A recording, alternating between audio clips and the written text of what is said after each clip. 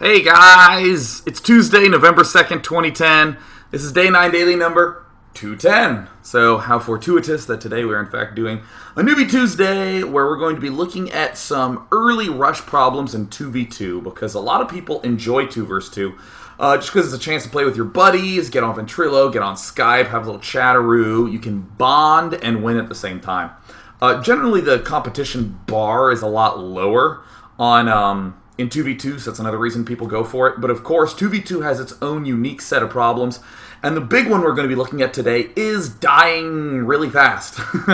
In particular, when your opponents combine their forces and go kill one of the players, or like kill your ally, and then you're left trying to rescue your ally, but it doesn't seem to be working in time. Yada yada, etc., etc. So we're going to be talking a lot about that because there's some pretty key fundamental things that happen in 2v2s. But before we start, there was a great question that was posed by one of the regular viewers, Colvax. Hi, Colvax. Who asked, for people who aren't really like loud and outgoing, like me, the guy who's willing to get on a webcam every day and just be like, blah, blah, blah, and do whatever I want. For like your average person, your viewer who just really loves esports, what would be a good way to go about spreading the esports love? Because, I mean, not everyone wants to do something like come in front of a webcam every day or even do commentary or anything like that.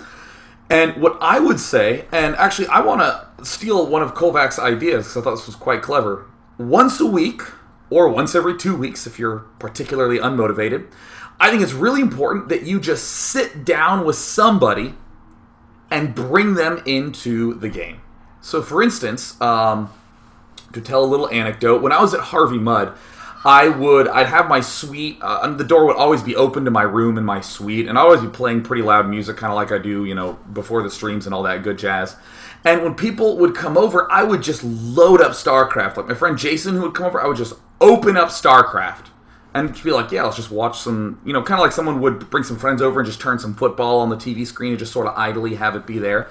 And actually, that was like my beginnings as doing any casting or talking about StarCraft, is I would look at them and I'd be like, oh my gosh, this is why this is a great match. And one of the most important things is just telling the story of the match that has absolutely nothing to do with the gameplay. Like, wow, Air Force Ace is a pro team that players go on because they're retiring, they don't really want to, or they have to do their mandatory military service, but they also want to keep up their StarCraft playing. So the Air Force Ace is allowed to play against everyone else, but they're obviously not as good because they don't get time to practice. So then this great player who blah, blah, blah, did all this great stuff, they're playing against each other, and this is a game of the Air Force Ace team winning. And oh my gosh, and then they're kind of intrigued because I've given a personality to these people, and then I delve in depth and that sort of thing. And one of the big exercises I would do is actually just trying to figure out the best way to describe something to someone who didn't play. Because it's not like I just sort of magically come on air and talk. I mean, really, to be honest, a lot of the ideas and stuff I say, I have actually just paced back and forth in my room, repeating to myself again and again and again and again and again until it sounds just right. So there's no reason that you can't take 10 minutes to try to figure out some good articulation, and when you get the articulation, you'll get that, so good feeling. And then once a week or once every 2 weeks, bring a buddy in and just teach them StarCraft and StarCraft Brood War, because it never, or StarCraft 2 and StarCraft Brood War, because it never really occurred to me the effect that that had until one day at Harvey Mudd College. It was the MSL finals between Jaedong and Kal, and I just put posters up everywhere. I sent emails to the whole school. I said, there's going to be the StarCraft finals tonight, and you guys should totally come by and check it out. And I would just like bring everyone into, oh, come on guys, come on, do it, I'll do it there, and I'll even have a microphone and stuff. So a lot of people who had really known nothing about StarCraft, but who had seen me at least once by my room just blabbering about something, they were kind of like, oh, cool, I might want to check that out. And of my school of about 800, like 350 people showed up. Yeah, that was totally kick-ass. In other exciting news, let's do a daily. Now, it's 2 vs 2 time, and again, the whole point of this is discussing the early rush. We're going to be looking at a lot of games. And we're just going to be seeing an example game right off the bat of what it is that I am talking about, where we have the Day 9 Daily viewers, Dave of Defeat, and Phonetic versus the right side, the enemies, Echo Spectre against Mega Man X, which is a really good game. And we can see both of them throwing down super early pools and getting their gas geysers up early. Just brief tangent. There's going to be no Fun Day Monday or Newbie Tuesday next week just because it takes me prep time to do these and I actually don't have any time. I'm leaving for MLG Dallas on Thursday, so I'm going to be a little bit fried coming in. But of course, we see that Phonetic is going ahead and scouting Mega Man X, and Phonetic say cheese, scouts him. He sees that the pool is done. Of course, you can even compare it to his allies, whose pool's like not even close to being finished. And by not even close to being finished, I mean like compared to these opponents who are like already getting their Roach Warrens up. Yep, so you'll see this sort of thing. And now we clearly see a little bit of a change going on. Players are immediately starting to kind of go, uh-oh, you know, like sort of rallying their stuff together. We see that this queen comes out, but oh no, alas, roaches are coming. And people tend to think that what we're about to see is a cheese. I mean, we even saw Phonetic say to himself, cheese, like in all caps. And as we can see, he's getting attacked. We can also see that there's really not that much that Dave of Defeat can do about it. Tries to come in. The roaches, of course, are very good, especially when they're being microed that well, because there's 2 players involved. And Phonetic will lose shortly thereafter. And this is very, very frustrating. But I wanna note right now that that is not actually cheese. That is so important that you know that that is an extremely strong, stable strategy with long-term potential. And it all comes back to the fundamental idea of a 2v2, which is joining armies together. If you have joined your armies together and your opponents have not, you can only ever fight one army at a time. Or actually, you only ever have to fight one army at a time. And that is obviously really, really, really, really good. And we're going to take a look at an example of this right away. I think that this should be the correct one. Yeah, I think that's the correct one. I downloaded quite a good bit of these. Is this? Yeah, Enivar. Now, what's interesting is that I said... actually, I'll just continue on the same point as before about the joining your forces together. So that's why people do roach rushes, why they do things like go Zergling Stalker. It's a very fast, effective way to get 2 armies together really quickly. You don't want to have one player going for Fast Colossus and the other player leaving his sound off. What you want is something like you and your ally both going for some sort of early unit, or both of you doing some sort of super turtle focus strategy that allows you to stay alive at the outset of the game. We see Neuromancer and Enivar. These are the 2 opponents in this game. We see him going Gas Gateway. We see Mange going Gateway Gas. We see BMX building a barracks. Continuing to mine a little bit of gas. There's another barracks going down. Now, I want you to note that this is not actually extremely high caliber play. We can even see that the APMs of these players is a little bit below what's necessary. And I say a little bit because you only, in my eyes, really only need about 50 to 80 actions per minute to do like everything you need to do. But we're even going to see this be prevalent. This is an amazing example of what happens when you don't join your armies together. This is so unbelievably critical that you see this. So Enivar is going to be doing a Twilight Council coming up right now. He's going to be going for some Zealots with leg speed. In the meantime, BMX is just continuing to make Marines and Marauders. I don't like this decision of this early command center very much at all. We'll talk about that in a second. But we're going to see Mange. He's going to be getting his Robo Bay. He's starting to put some units here. And both players are kind of playing defensively right at the outset. But this is an amazing illustration of what happens when you don't join your armies together. The first game was just an illustration of why those rushes can look so cheesy and why they can look so unstoppable. And this one, we're really going to start to delve deep. And it looks like BMX saying incoming because he has this thing there. Now, for the record, if we look at the resource distribution, look at this. The bottom 2 players are the enemies, 35 food and 49 food. The top 2 players, 43 food and 57 food. Our players, our Day 9 Daily viewers, BMX and Mange, have more food combined than their opponents. Now, I want you to imagine for a moment if all of these units were together with all of these units, right? If this were the case, it would be significantly harder for this to do as much damage. But the fact that it's Zealots and Marines all combined together into one focused group. Oh gosh, and then here's going to come BMX's paltry force from behind. How tragic. Uh-oh. And then he's going to try to attack, so he's going to get chewed up. He has two halves of forces. And now we can clearly see that Neuromancer and Enivar have the same food count, right? Or excuse me, have 40 and 46, which is much higher than BMX and Manj's food count. Much higher. Significantly higher, as a matter of fact. That's because they didn't join their armies together. That is like the first big reason that people do tend to lose those 2v2 sorts of situations. Is that literally they're not even thinking about the way that the interrelationship between their ally works at a real basic level. They'll think complicated things like, if I make Medivacs and you make Zealots, I can heal your Zealots. That's not something that Terran or Protoss could do alone. And that's great, but that's a pretty sophisticated thing you did, thinking of unit compositions that work well together. No matter what units you make, if they're together, you're going to be working a lot better. Way better, as a matter of fact. So no matter what, this is really good. So why are our early pressure strategies so good? Because they have a strong probability of splitting your opponent's army apart.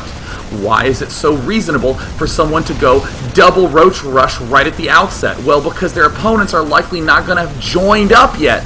So it's going to be very hard for the enemies to deal with it. And as we see, this is working out really, really well. Now, for the record, Enivar didn't really get that many probes at the start, and he really just focused on getting gateways and speed. What's another way of saying that? He sacrificed a lot of economy to do this early rush. Right? Again, I don't want to overcomplicate it. He sacrificed a lot of early economy to go for this early rush. And by the way, for the record, these first two examples are pretty simple, so if anyone's just like, yeah, totally, I totally get it, it's going to increase in complexity as we go on.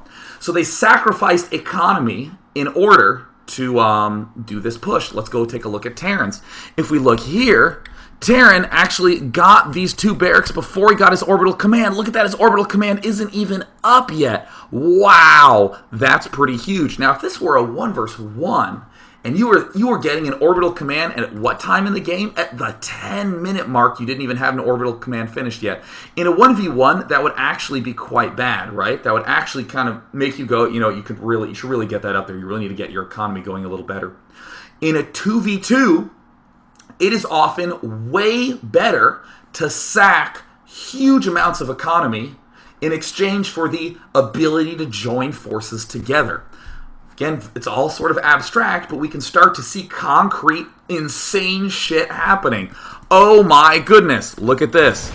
He's moving in here. Yeah, this attack was really successful. Enivar got to expand. He got to sacrifice huge amounts of economy, get 4 gates, sacrificing huge amounts of economy, try to tech really fast at the sacrifice of huge amounts of economy.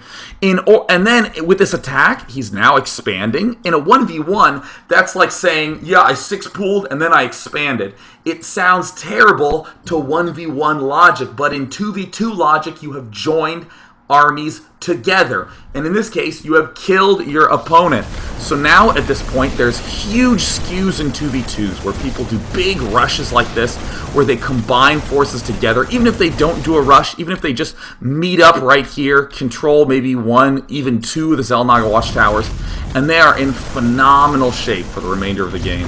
Absolutely stellar, stunningly good shape. This is the first big mistake people make. BMX tried to reinforce his ally. It didn't really work so well. So, alas, alack. How frowny. He doesn't even have enough units to be able to defend this properly. He's going to try to hold on. He's stimming. Oh no, it doesn't end up working.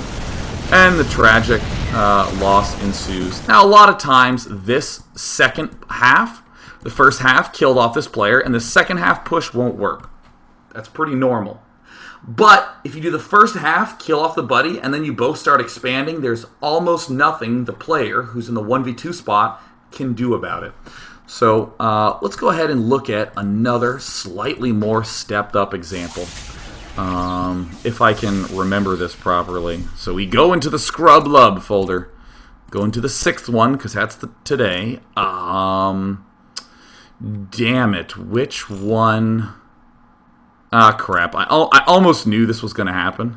I think... No, so that's the one I'm going to do after this. I wanted to talk more about the whole point of joining armies together. I think... Oh, gosh. I can't believe I'm forgetting this. Losing to Double Rush. That's not it. Oh, that's the one actually we just watched. Searching in my soul. Oh, here we go. This is the one I wanted to do. Now, occasionally you'll hear me say things, or actually you just heard me said that you want to join your armies together. I think that's pretty obvious, right? That's really important. The other big reason people lose is because their strategy is just off, right? They have everything joined together. So this is an excellent example of this, of Yoda JM. This is the simple example. Now we're going to delve into something a little more stepped up. Yoda JM, throwing these things down. So the reason I'm emphasizing joining armies together so much is that in a lot of circumstances, you really shouldn't be joining your army together for the defense. Your ally should just be trying to die as slowly as possible, and then you win a 1v2, and that's the normal way to play it out. Now notice Jabba is going for this very fast robo. His ally is going for, a gateway and a fast robo. They're going for all sorts of fancy tech, but look, a regular straight-up standard push wins it. In a 2v2, this is going to be 90% of wins. Because really, players are going to try to do tech, try to do fancy stuff, and people still want to think to themselves that this is cheese. This is absolutely not cheese in the slightest. This is strong. Saying that this is cheese is the equivalent of saying something like doing a big economy build, like early expanding in 1v1, is cheesy because you're not teching up the tech path. Absolutely not anything you want to be thinking about. So, going to be scrolling back up. I want to point out, I believe this is the one. I ended up downloading a ton of games for this one. NBT, I think, was it. I'm actually just going to look at the names. There it is. It's darn it. Now, we're going to watch this again about the whole joining armies together. This is a slightly more reasonable thing to do. By the way, I love when players have absolutely no idea what their opponent's races is. I don't know if you guys have ever played 2v2, but to be entirely honest, it is so hard to remember your opponent's race because you're always talking to your buddy and stuff at the start. We see No Rule sort of hanging out here. Now, what's going to happen almost inevitably is that the players who join their forces together, in this game, it's going to be Cyrus, and it's going to be Rakustada. These are the enemy players. These are Day 9 daily viewers, No Rule. And this is XX Templar XX. We're going to see them kind of have their stuff split apart. Now, I'm going to pause right here and state for the record, you want to have your forces joined together for all the obvious reasons I said. However, if someone is really pressuring you crazy hard, they're going to be the ones who really get that opportunity to have their army join together and yours not. This is the equivalent of 1 vs 1 of saying the player who makes a ton of units gets to wander around the map freely. The player who makes a ton of defenses kind of has to sit and wait to push out. Those are the two ends of the extreme in 1 vs 1. In 2 vs 2, the two ends of the extreme are together army, split army. Anyone who focuses and is really battling for a together army is sacrificing economy. I want you to remember that because this is an extremely long example of this. This is a very, very great instance. So No Rule and his ally are both kind of playing defensively. No Rule's even getting sentries up. Looks like he can defend some early 2v1. And it looks like X-Templar X is doing something a little bit goofy. I mean, he's getting Reapers in a bunker. I don't necessarily recommend that, but he's getting tanks with siege mode. And here comes one of the classic 2v2 compositions of Stalkers and lots of Zerglings. Now again, to be able to do this, notice that, looks like he has a decent amount of drones. No drones. And meanwhile, look at the Protoss base. He's getting +1, that's fancy. 4 gates, no expo, no other tech at all. They're sacrificing economy. Look at X-Templar X. He is already getting Starport. He's doing tech. Look over at No Rule. We can see that he's getting a Colossus. Great. Now, this is no coincidence that the teching players are split apart and that the not teching players are together with Army. That's the trade-off.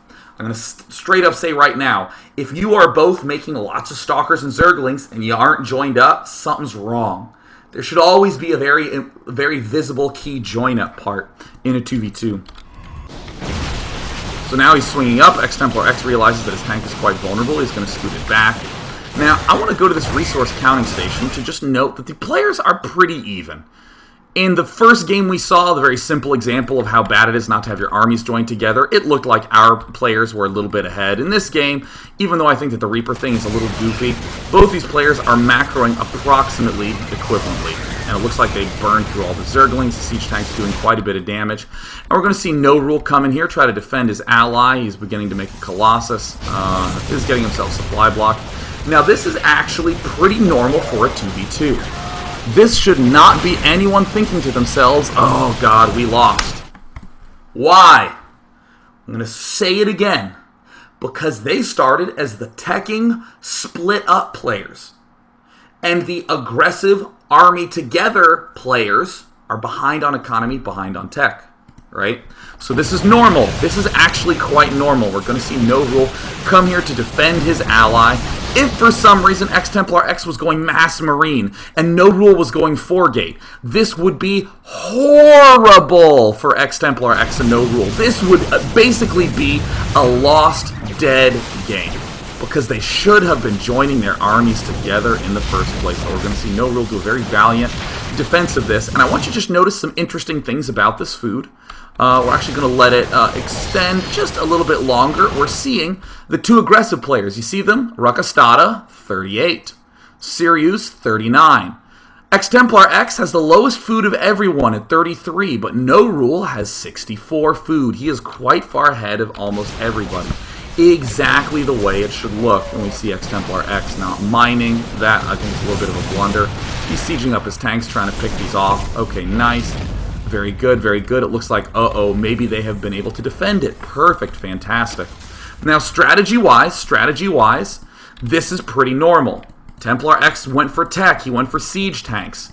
And this other player went for kind of gateways and Colossus. Now, I want you to all pretend this. And again, this is all come back to the same idea of split army, who gets attacked, this sort of thing. If you want to be aggressive, like these two players, like Rakastada and Rakastada, yes, I said it right, and Sirius, doing this exact style of play is great. Stalker Zergling is just wonderful, very fast, very versatile. You can easily pick things off and then slowly transitioning up. How do they transition to the next thing up the tech tree? Not something fancy like, Big Mass Hydra or some Infestor play, which is kind of legit in a lot of circumstances. They're going to keep being a little muscular if they want to join together. If they attacked... So, they did attack Templar X first. They did attack him, and this is the way it should look. Templar X takes a beating and barely stays alive. If they attacked this Protoss player, the Protoss player should have taken a beating but been able to stay alive with some force fields, all that associated good jazzatry. So this is actually looking like a very even, very close 2v2. No Rules getting an expansion up. Notice that the aggressive advantage of Rakastada is that now he can throw down an expansion, and there's literally nothing that X-Templar X and his ally can do about it. Look at their vision. They don't have very much vision. Look at the other player's vision. They're really far extending up. And it looks like his wall-off has been finished once again. And, of course, No Rule being bad manner. And then we have the little LOLTT from the ally. And here, of course... Now, a lot of people would say something like, why didn't No Rule leave stuff behind for his ally? Because then he would have been completely and totally unable to defend his own expo. The only reason No Rule could have defended it is because he has higher food count. He's been left alone a little bit longer. And really, this is fine that X-Templar X dies slowly. No Rule is actually incorrect to be like, LOL, you're losing, you're behind. Because this is pretty damn normal for this phase in a 2v2. Does he have range? Oh, he almost has range. Nothing pains me more than a non-ranged Colossus. Oh, seriously. Oh, how tragic. And it looks like, uh-oh, No Rule's getting pinched off. Tragedy. And it looks like No Rule will now be forced to try to play this 1v2 by himself. Oh, no. Now, I want you to notice something. At this point in time, No Rule's kind of going to just abandon hope on his ally. X-Templar X is doing a very good job of dying slowly. This is very important to die slowly. He's trying to rewall. He's getting Banshees. He's getting Cloak. Cloak would be a pretty good way to die slowly. That'd be pretty damn good. Now, this is an example of a time... Okay, this game that we're watching is an example of No Rule and Templar. We're doing defensive-minded strategies, but they could start joining together, right? Once Templar was getting hit, No Rule was able to join up with his ally and kind of crunch things in. It was a little bit hard to swing around. He ran the risk of getting 2v1. No Rule saying nice. And it looks like Templar is in a little bit of a jiffy. Now, I want you to just note that we see Templar is still really fighting. No Rule's trying to do a little bit of micro here. He does manage to pick off a good amount of Stalkers. Accidentally loses that. Would prefer to not see that happen. No Rule still sending guys. I would actually probably stop sending guys a little while ago and just focus on really macroing up to make your next big death ball push army. We see tons of Immortals pouring out here. Part of the reason why this was called Darn. A little banter about the abilities of Protoss going on. Now, something that's going to seem mystical will happen in just a moment as I speed things up. As we pause, probably right when No Rule passes the 100 food mark, I want you to notice something. No Rule is at 100 food, and his opponents are around 70. Right? This is still a pretty reasonable 2v2 game. I think that Templar could have died a little bit more slowly. How could he have done that? Well, you can do extreme things like leave 8 SCVs at your ramp repairing and have one SCV outside, or excuse me, have one SCV outside the front, and if you see anything, send 8 SCVs to your front to begin repairing. And try to have like 3 extra bunkers thrown down. That sounds extreme to a 1v1 player. But in 2v2, if you're both doing the tech defensive-minded strategies, whoever gets attacked first, number one goal is to die as slowly as possible. Because if you die slowly enough, this happens where you're in a 1v2 situation. You're in a 1v2 situation, but you're actually ahead. Now, I want you to just look at the army mixes that these players have. I'm even going to pause it. We see that Sirius has 29 drones and 19 roaches. Ruxtada has 29 probes and 16 stalkers. Why is that? Why do they have such few workers? Because they were the team that joined their army together. It's fundamental 2v2 idea. They're the join army together people, so of course they're going to have less food. Now, the reason I've been saying this so damn much is because this is how people really think about 2v2s. Now that we've beaten all these examples into your head, this is how people think of 2v2s. Alright, let's cheese them. Let's both go Roach Rush. Let's go Stalker Zergling. Let's go Marine Zealot. Not cheese. Not rushing. Standard good play in a 2v2. Right? And what happens? They do a bunch of damage and they start seeing opportunities to expand. They see opportunities to tech later. Good, that's great. That's standard. And then what the problem other people think is they go, well, I guess I want to play fun. I'm going to try to do something techy, right? So they try to tech up, and people seem to just keep thinking that they're behind at this point in the game, right? Because they go, oh, well, 2 people need to be alive at the same time. No, they don't. 2 people never need to be alive in a 2v2. You just need 1 person alive. That's how that one guy got 1,000 wins in 2v2, 3v3, and 4v4. He'd join the game and immediately leave and let his allies win, right? Because you really, really can get away with this. It's kind of an extreme example, but man, look at No Rule. 55 probes, 5 Immortals, 7 Stalkers. Unbelievable. And let's watch this game play out, right? This is absolutely fine. Wow, let's go look at the tech. Holy cow, he's only just made a Twilight Council? Of course he has. He's only been making Stalkers. He's only been doing the most rudimentary of upgrades. He's 1-1 on his Stalkers. Well, whoop-de-doo-dah. He's only just gotten an expansion. How many probes are there? Well, none mining. Oh my goodness, look at how beautiful No Rule's base is, right? Oh, Robo. He has 5 gateways up. He has pretty saturated mining at both bases. Not because No Rule is some Jesus of 2v2. Because this... Oh my god, I just caught a glass I knocked off the table. Oh, rest back safely, my friend. Sorry, I didn't quite realize I talked with such a loud wingspan. Anyways, it's not because No Rule is necessarily the messiah of 2v2. It's because his opponent, or excuse me, his ally, did a relatively decent job of dying very slowly. And this has allowed him to tech up very, very quickly.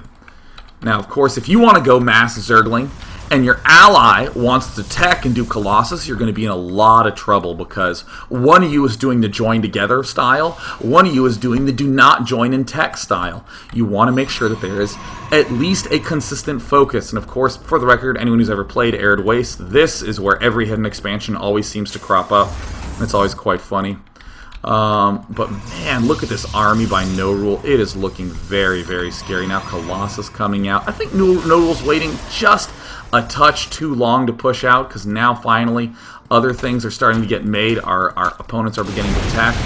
But I want you to see this. Oh my goodness. A lot of people in No Rule circumstance like to think to themselves, I'm lost, no reason to play this game out.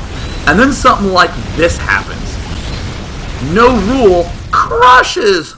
Oh my god, how is that possible? Is he the messiah of 2v2? No, I mean, he's just your decent, average, great 2v2 player, right? He's the sort of ally you are like, alright, cool, I want. He's not Nada or Boxer, you know, he's just a good, solid player. And this is what will happen to every good, solid, reasonable player in this spot. They will get to exactly this point, right? And oh my goodness, oh, playing a little passive, and of course Templar X doing a little cheerleading. That's fantastic. No Rule's like, yeah, I know, I'm the man.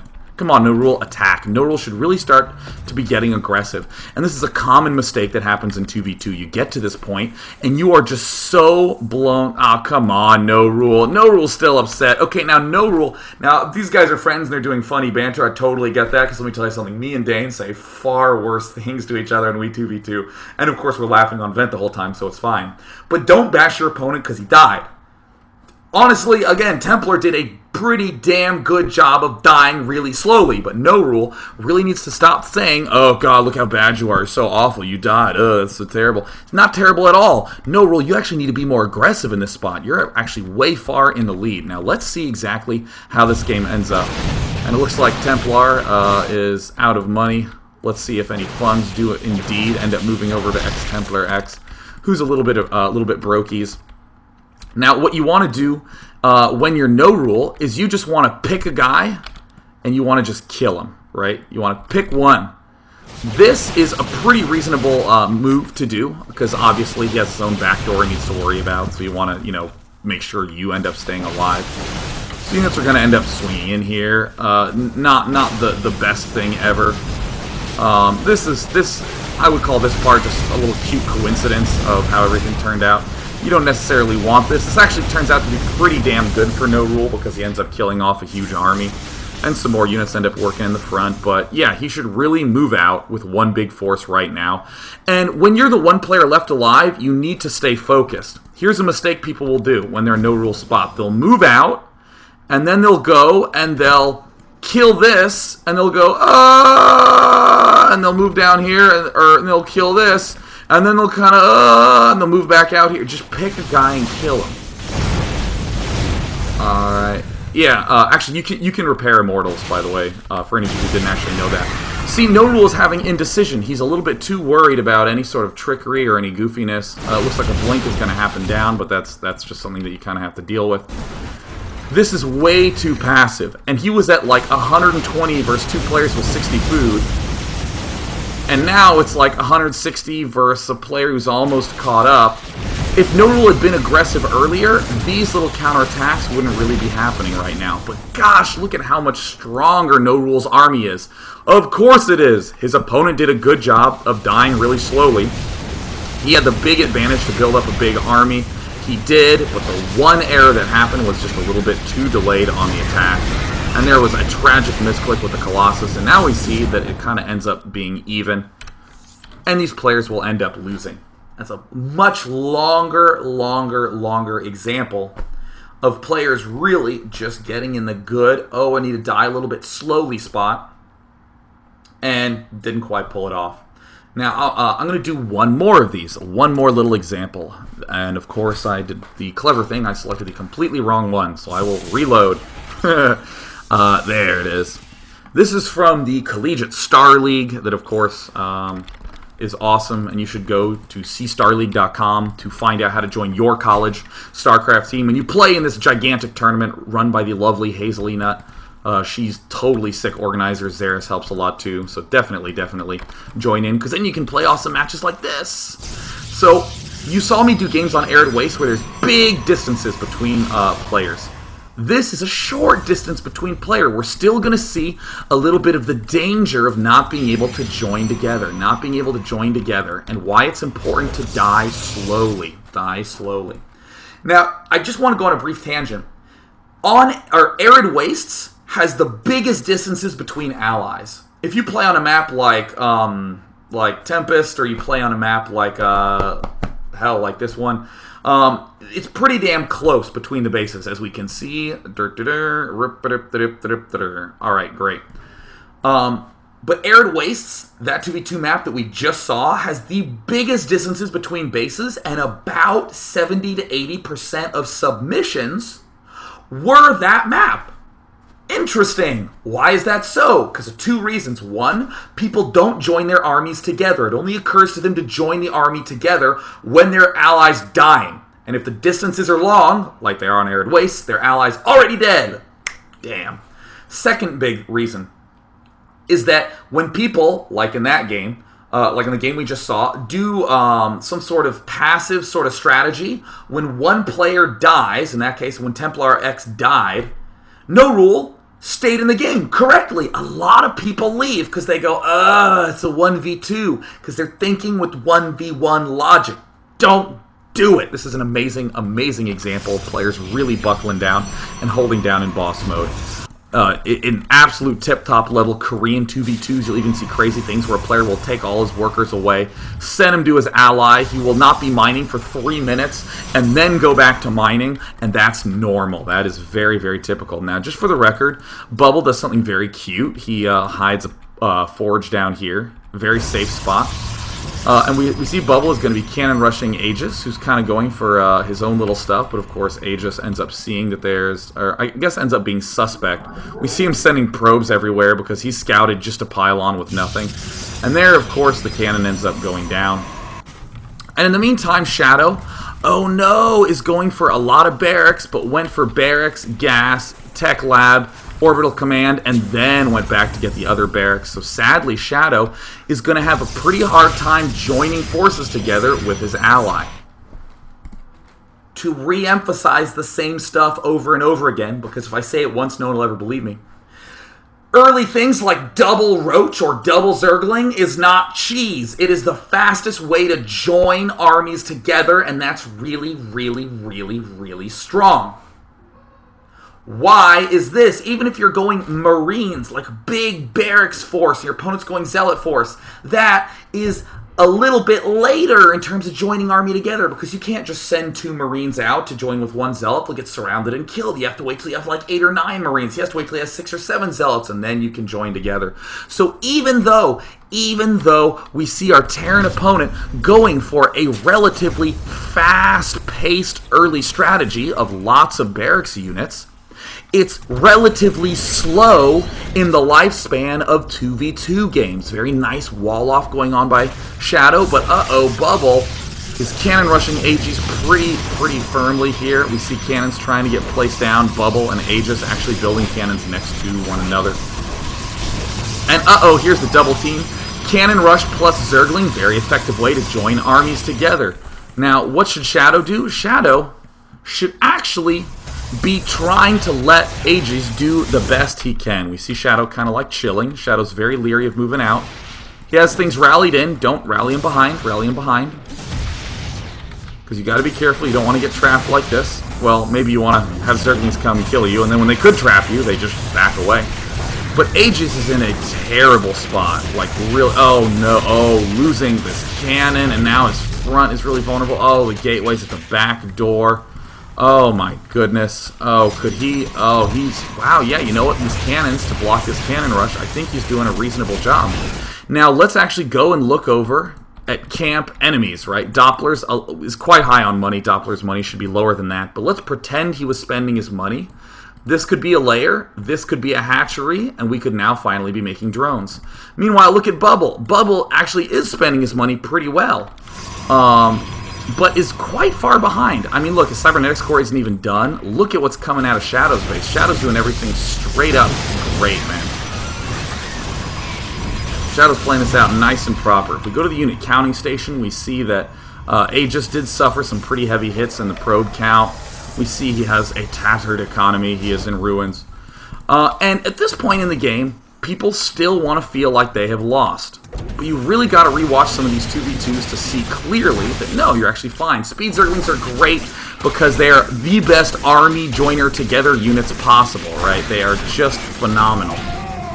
So, and they can isolate units, and then when this sort of thing happens, you can run back. I mean, they're just very, very versatile units. And the aggressive players have the ability to expand a little bit more. Now, if we go to the resource counting station, look at the amazing thing that happened again. The two aggressive players, around 35 average food. But if we look at Aegis, who's like a 28 being battered, wow, Shadow is way ahead of everyone, not just in units, but in terms of tech, even as an expansion command center done, exactly the way that it should look. In other words, if you're in a 2v2 and your opponent is getting battered and you could have had your armies join together, the answer is next game, I'll have our armies join together to prevent this from happening.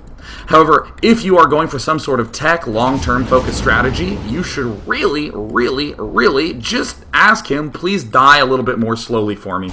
Because what's happening right now that we're seeing Shadow and Aegis do is another classic mistake upon one player being pressured. Entirely honestly, I think that Aegis and Shadow are clearly at a gigantic advantage at this point in time. Doppler's Spire is a little bit delayed. Bubble doesn't really have that many units. If Terran and Protoss just unloaded, joined armies together, and pushed the front, they'd be in great shape. But sometimes there's this urge of, well, oh, I want to try to do a drop because we're behind. I need to try to sneak myself in. No, you don't. You're at 74 food. You're way, way, way far ahead. Aegis only just now getting his warp gates up. He's so far behind. And now Shadow's going to try to do a drop. It's going to end up not working out very well. I mean, he takes out the Queen. Will he take out the Spire? Alas, no. How tragic. How tragic.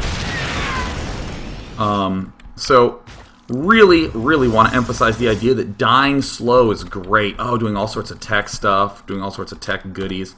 Now, you're noting...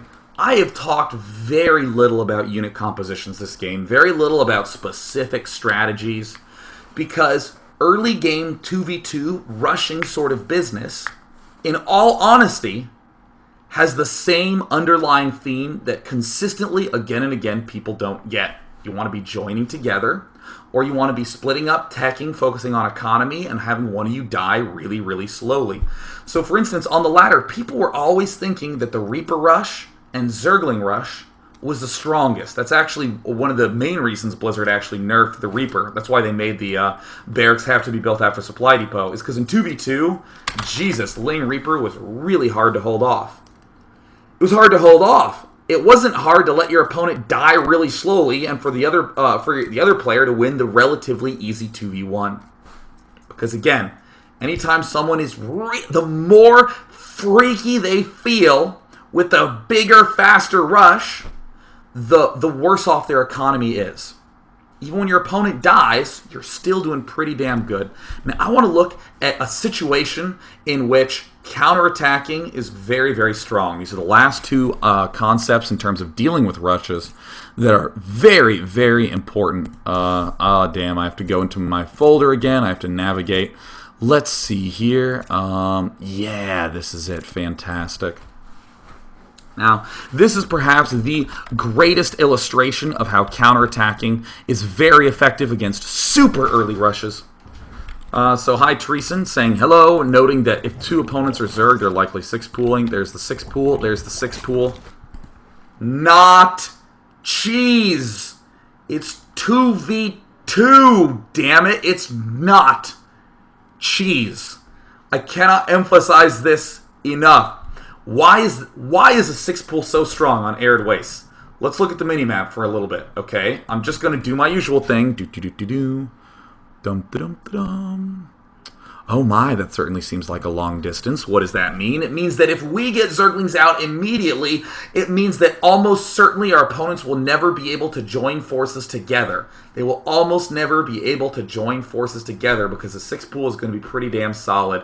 As long as you guys understand the transitions out of 6 pooling, you can make it a pretty damn even game.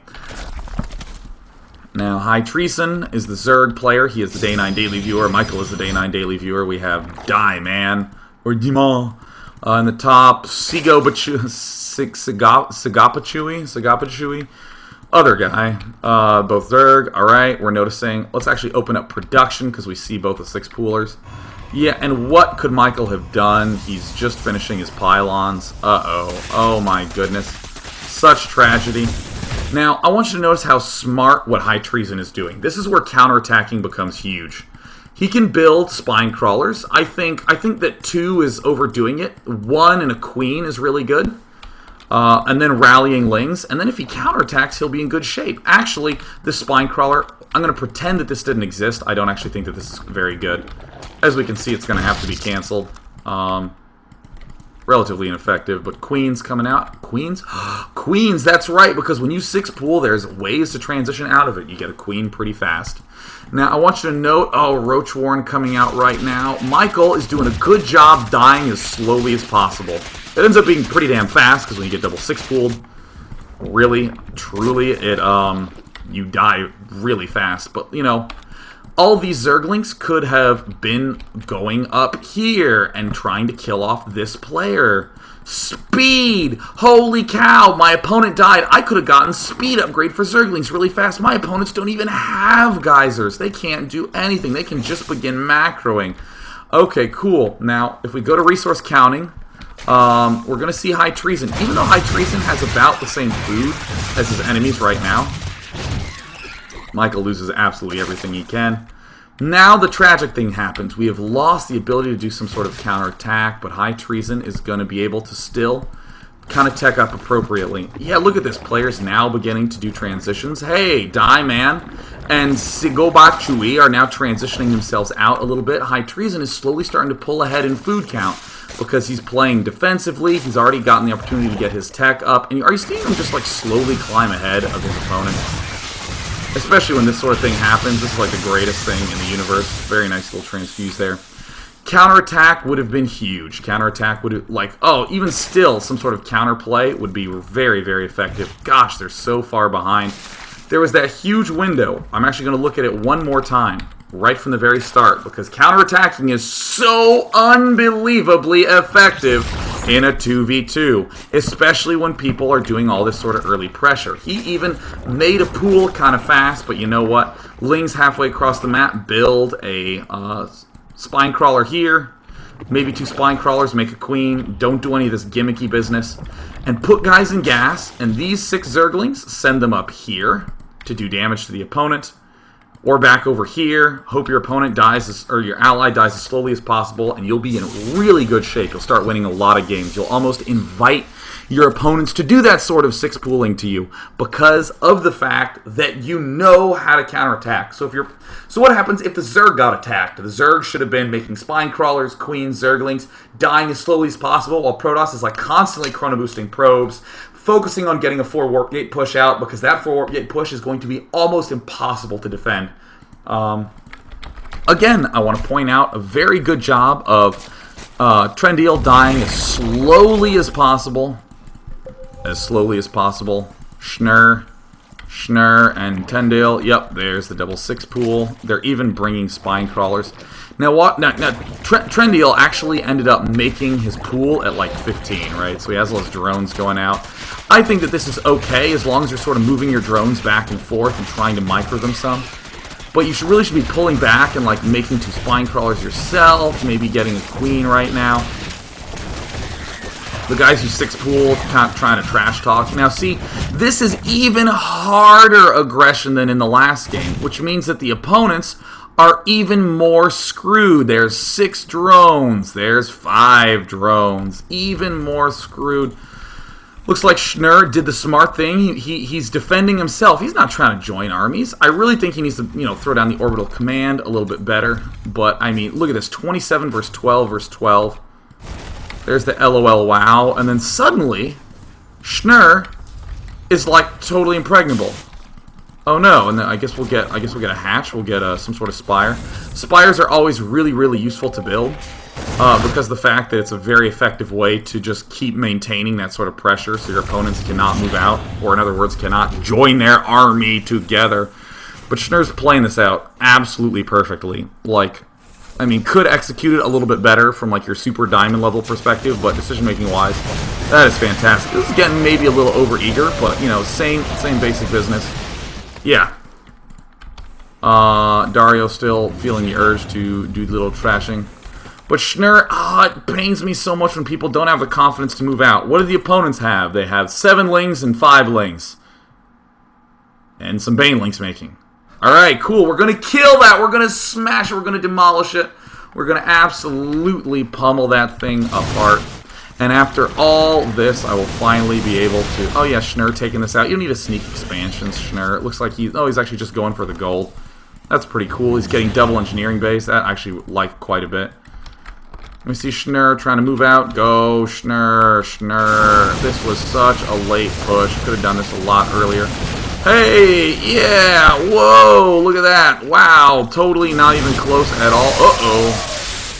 Probably could be doing a little bit more stimming action. There's some more attacking, some swinging around this backside. Wow, this is actually looking pretty not good for the Zerg players. Well, I mean, they're trying to do some offensive droning. We see that Schnur did not actually rally. We see his macros a little bit off. This game is becoming increasingly kind of goofy, but that really is going to be one of the most amazing instances of holy cow. It was 28 food versus 12 versus 12. My opponent's combined drone count was 10. You're going to be just fine as long as you manage to deal with the 1v2. Now, after all of this, after all of everything I've just said, now we can start to think about some cool unit compositions, right?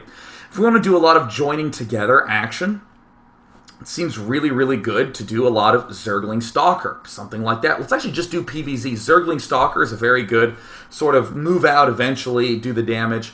Zergs generally have a little bit of trouble playing defensively. Protosses can do force fields, Terrans can do bunkers and tank. Zergs kind of like, ugh.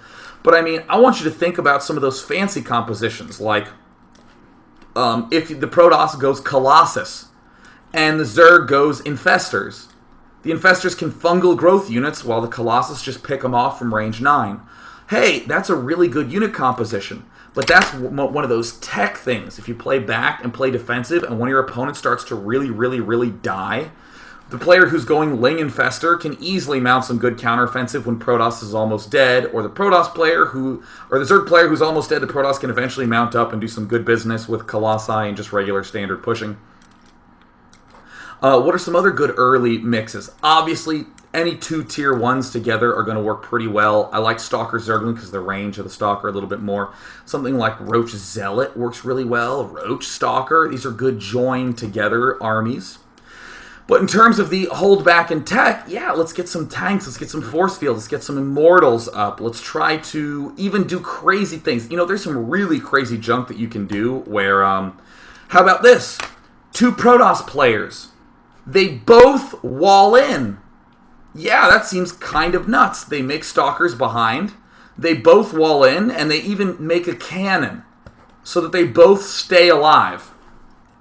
Now, let's think about how this works. Any early rush that involves opponents joining together, actually, let me back up. If we're both walling in and going like 4 warp gate with a forge and cannon, we're both getting +1. That's our Protoss strategy. Well, it's going to take a while for us to join together. It's going to take a while for our 4 gates to join together, but that's when we're strong. It's right when we join together. Obviously. That's when we're going to push.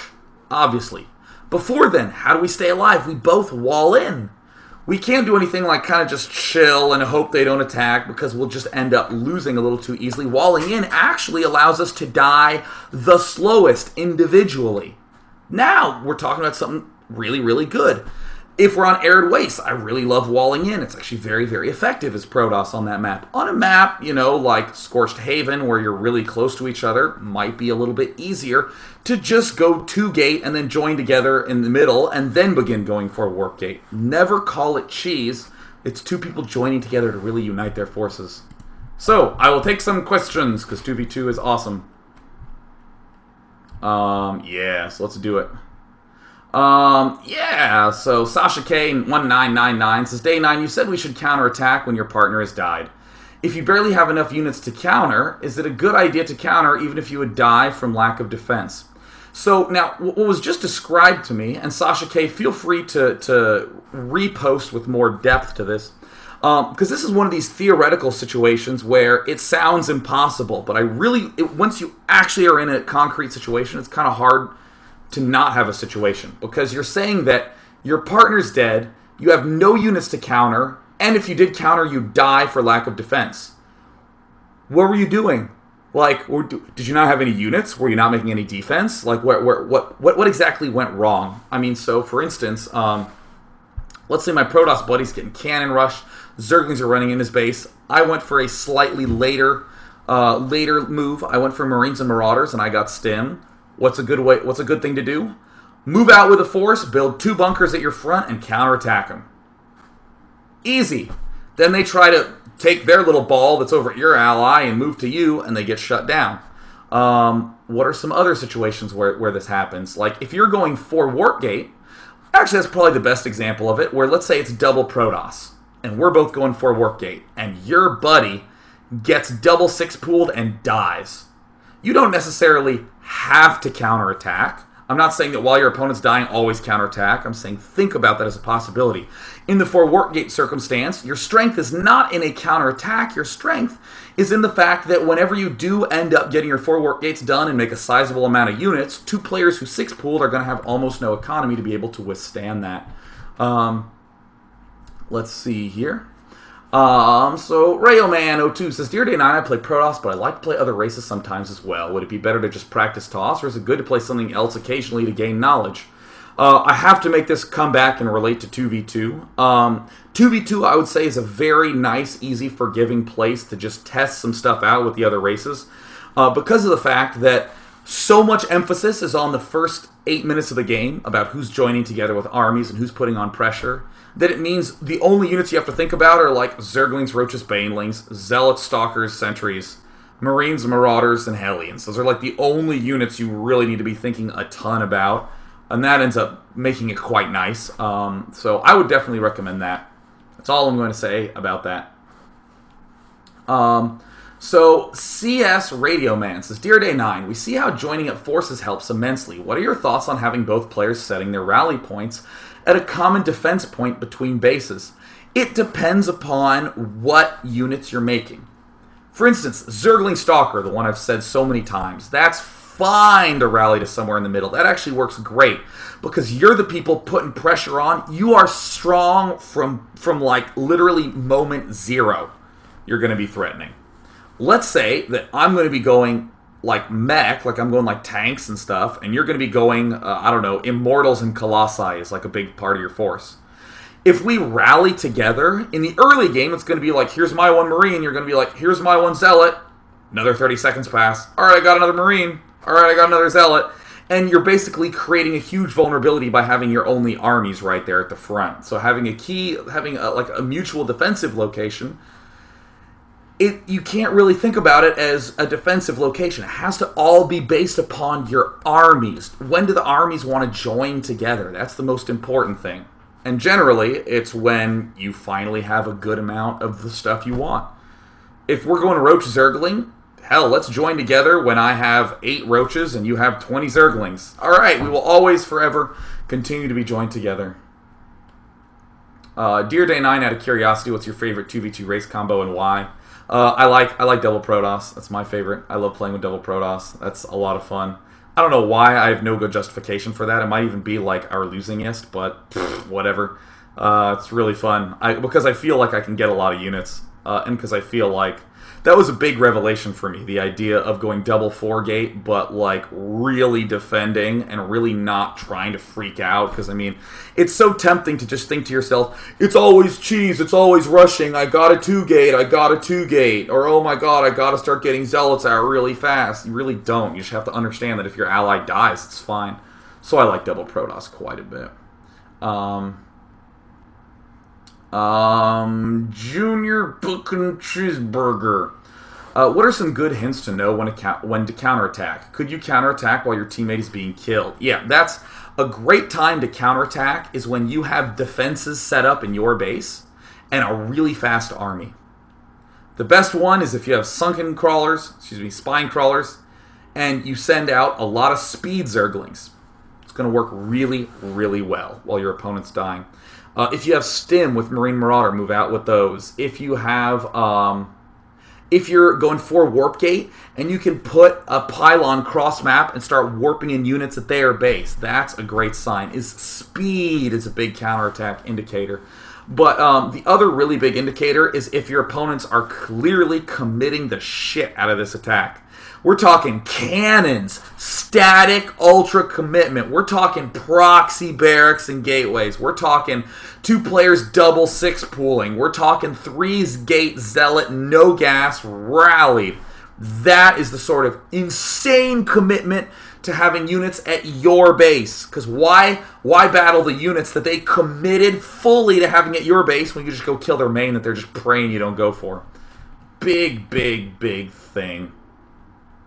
Extortion says, Dear Day 9, you seem to have a dislike towards the word cheese. Please explain your stand on cheddar and Parmesan cheeses. Trollface. Well, of course, I know what you mean about what do you consider cheese and not. In my eyes, in 1v1, I like to say there's no such thing as cheese, because it's more about the process of learning of how do I really stop it and that. But sure, if someone makes a pylon touching your main so that they can build 2 gateways touching your base, then yeah, I totally understand that is a fucking cheese, right? It's obviously like BS cheese. I generally say that the definition of a cheese is a strategy. I actually tend not to use a cheese ever. I use the term all-in, which I think is a little bit broader and actually more specific. Cheese is a term of rage, of just like, oh, that was cheesy. And I don't really like that. All in is an implication that you have everything on one attack. It's an attack that has no next step. So, for instance, if I did, if it's the 15-minute mark, and I take all my SCVs and 6 Thors and go attack you, is it cheesy or not? I don't know. It's an all-in, because if that attack fails, then the player's clearly over, because he has no more SCVs left.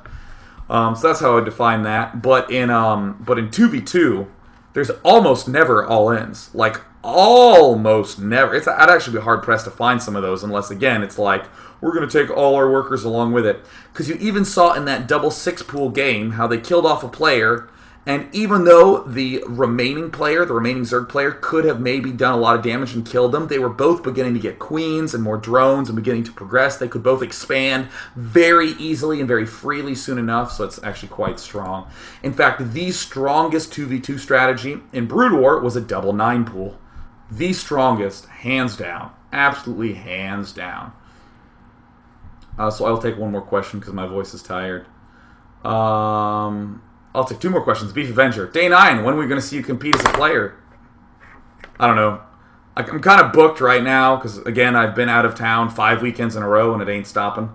As I do go to MLG this weekend. But I would like to start competing again. I do play a lot, but I play a lot privately. Maybe I'll share, but for the most part, I'm a very private player.